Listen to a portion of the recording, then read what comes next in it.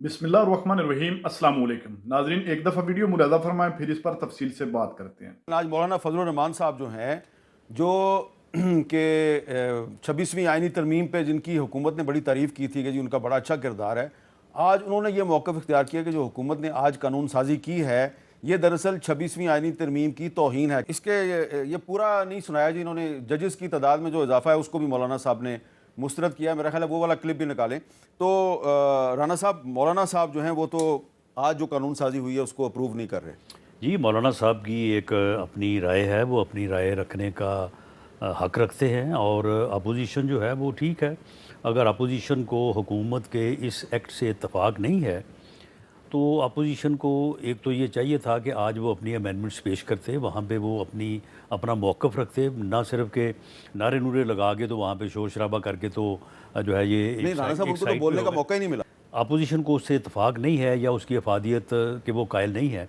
आप मुझे बताएंगे ये जो एंटी टेररिस्ट एक्ट है, जो KPK के बाज़ इलाक़ों में मौलाना साहब ख़ुद ये फरमाते रहे हैं, बल्कि ये चंद दिन पहले उन्होंने प्रेस कॉन्फ्रेंस की कि वहाँ पे मगरिब के बाद जो है वो दहशतगर्दों का जो है वो राज होता है। 15 अज़ला ऐसे हैं 15 अज़ला पख्तूनख्वा के वहाँ पे गवर्नमेंट की जो है मगरिब के बाद नहीं, असर के बाद चले उनके गवर्नमेंट की रेट नहीं होती। उसके बाद आपको मालूम है कि बलूचिस्तान में बसों से बेगुनाह बेकसूर लोगों को उतार के उनके आइडेंटिटी कार्ड चेक करके उनको जो है वो कत्ल किया गया, शहीद किया गया। 31 मज़दूरों को जो कि वहाँ पे मजदूरी करने के लिए गए हैं सिर्फ इस बुनियाद पे कि इनका तल्लुक़ जो है वो पंजाब से, बल्कि वहाँ बलूचिस्तान से भी उनको जो है वो शहीद किया गया। अब हर वक्त सारे कहते हैं कि जी उनको इंसाफ के कटहरे में लाया जाए।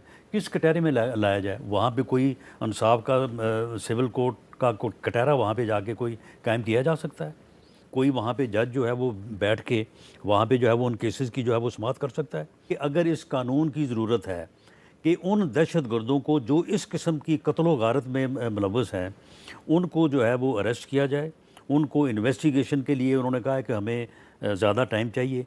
और उसके अलावा जो मिलिट्री कोर्ट्स की बात हो रही है ये उन लोगों के लिए हो रही है, उन इलाकों में हो रही है। अच्छा, लेकिन इनका ये मौका है कि ये मिस यूज़ होगा। वो भाई जब मिस यूज़ होगा तो उस वक्त आप बात करें कि जी ये मिसयूज हो रहा है। पहली बात तो ये है पहले ही आप एक ऐसा कानून जो जिसकी ज़रूरत है उसको अपोज इसलिए कर रहे हैं कि जी ये मिसयूज होगा। देखें, पहली बात तो ये है कि ये वहाँ उस मखसूस एरिया के लिए नहीं है, अगर हो भी तो हम उसकी मुखालफत करेंगे। भाई मैं बैठा हूँ, पूरे पाकिस्तान की तमाम बार एसोसिएशन, बार कौंसिल को मैंने हेड किया है। 9 दहशतगर्दी के पर्चे मेरे खिलाफ है इलेक्शन के बाद। मुझे बता दें कि अगर ये मिसयूज़ नहीं है तो मिसयूज़ क्या होगा? ये कैपिटल की बात कर रहा हूँ।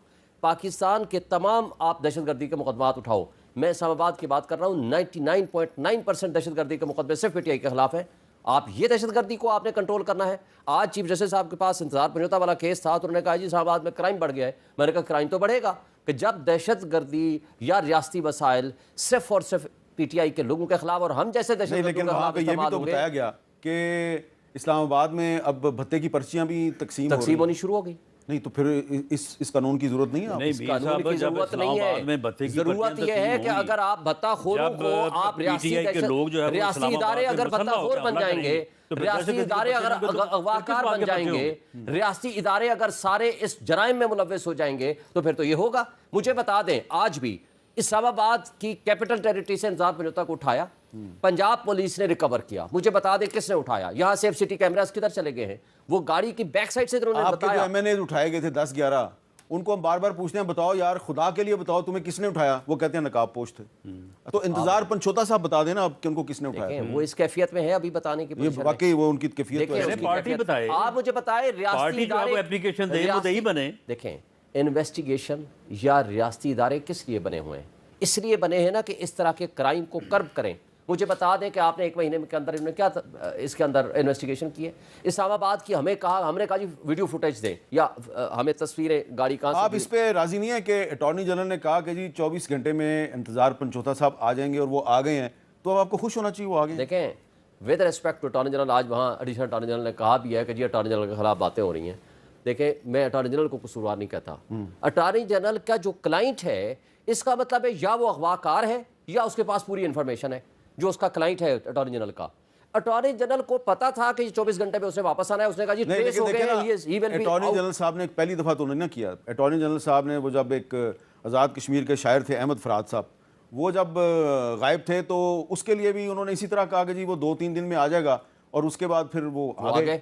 तो इंतजार पंचोता साहब, तो आप बजाय कि अटॉर्नी जनरल की तारीफ करें, आप उस पर तनकीद कर रहे हैं। देखें, हम तनकीद नहीं कर रहे, हम सिर्फ ये कह रहे हैं कि जिस रियासती इदारे या उनके क्लाइंट्स ने कहा कि जी ट्रेस हो गया है, 24 घंटे में बाहर मेरा होगा, ख्याल है मुझे कि बता दें कि वो ड्रामा फिर वो क्या था, या वो ड्रामा गलत है, या अटॉर्नी जनरल की स्टेटमेंट गलत है, या इनका कनेक्शन है। मुझे बता दें कि वो कैसे पुलिस वाले को पता चल गया। उसने कहा जी तुम्हारा नाम क्या है, उसने कहा इंतजार, उसने कहा जी सर इसका नाम है इंतजार हुसैन।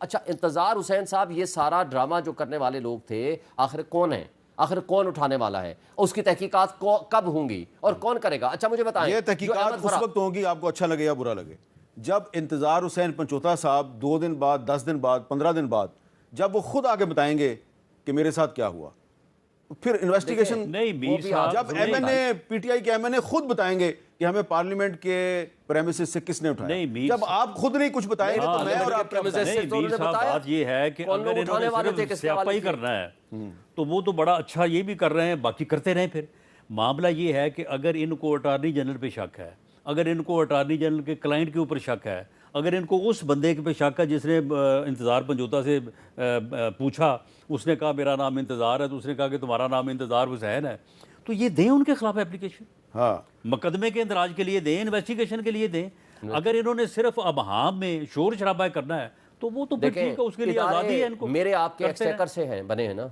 ये कुछ जेब से तो नहीं देते ना, राना सनाउल्लाह साहब हूँ या शहबाज शरीफ साहब हूँ।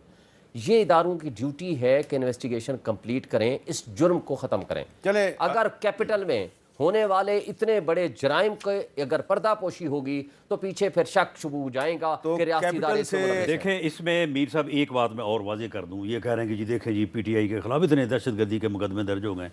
देखें पीटीआई जो है अगर अनाउंस करके मुसल्ला हो के कैपिटल के ऊपर हमलावर होगी तो फिर पर्चे तो दर्ज होंगे। अगर पीटीआई जो है वो बाकायदा यानी मीडिया में ये अनाउंस करेगी कि हम सर से कफन बांध के जो है वो हम जा रहे हैं और अगर हम वापस ना आए तो हमारे जनाजे पढ़ दें, तो फिर मामला ये है कि अगर इस किस्म की ये पेशबंदी और जो है ये इस किस्म की हरकतें करेंगे तो उसके बाद फिर ये हमारे खिलाफ मुकदमे दर्ज हो गए आपके खिलाफ। इमरान खान की बहनों को गिरफ्तार किया, सबके सामने, आंखों के सामने हुआ, उसके ऊपर चार्ज क्या डाला, ये बम बना के ये सुप्रीम कोर्ट और पार्लियामेंट को उड़ाने के लिए। नाजरीन, आपने वीडियो मुलाजा फरमाई है। गुज़िश्ता रात गवर्नमेंट ने अपनी मर्जी के मुताबिक एक बिल मंजूर करवाया है। उसमें जो हमारे आर्मी चीफ हैं उनकी एक्सटेंशन 3 साल से बढ़ाकर 5 साल कर दी गई है। नाजरीन, आपने ये वीडियो भी देखी है। राना सनाउल्लाह कह रहा है कि हम ये सिर्फ दहशतगर्दों को खत्म करने के लिए सब कुछ कर रहे हैं, लेकिन दूसरी जानब पीटीआई का मौकफ है कि ये जो भी दहशतगर्दी का इल्जाम लगाते हैं वो हम पर लगा देते हैं और दहशतगर्दी के हम पर ही मुकदमे बना देते हैं। नाज़रीन, ये बिल मंजूर करवाने का आखिर मकसद इनका क्या है? इस वीडियो को देखने के बाद आप किस नतीजे पर पहुंचे हैं? क्या आपके ख्याल के मुताबिक इन्होंने ये कानूनी दायरा अख्तियार किया है या पीटीआई को दबोचने के लिए ये बिल मंजूर करवाया है? वीडियो के कमेंट सेक्शन में कीमती राय दीजिए और अगली वीडियो तक आपने मेजबान को दीजिए इजाजत। अल्लाह हाफिज।